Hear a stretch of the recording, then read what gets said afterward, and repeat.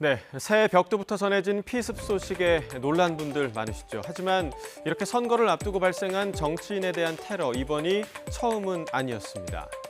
자, 아마 가장 유명한 건 지난 2006년이죠. 국민의힘의 전신인 한나라당의 대표였던 박근혜 전 대통령 피습 사건일 겁니다.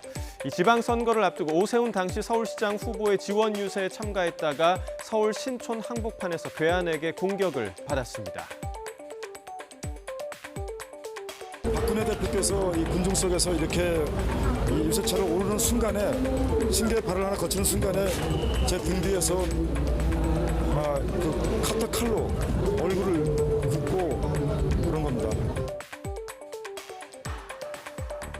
박 전 대통령은 얼굴에 11cm 길이의 깊은 상처를 입어서 봉합수술을 받았고요. 범인 지충호는 현장에서 곧바로 체포됐는데 과거 폭력 등으로 15년을 복역한 것에 억울함을 품고 범행을 저지른 것으로 드러났습니다.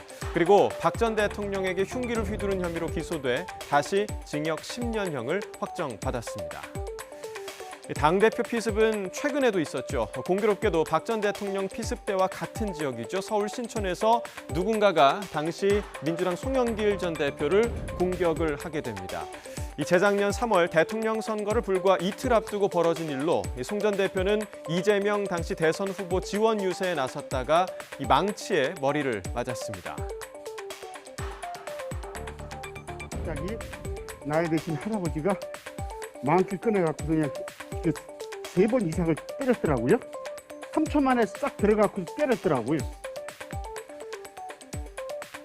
송 전 대표는 머리에 외상을 입고 인근 대학병원에서 봉합수술을 받았는데요. 이런 일을 저지른 사람은 70살의 유튜버 표모 씨로 강경 민족주의 성향의 유교주의자로 알려졌고요.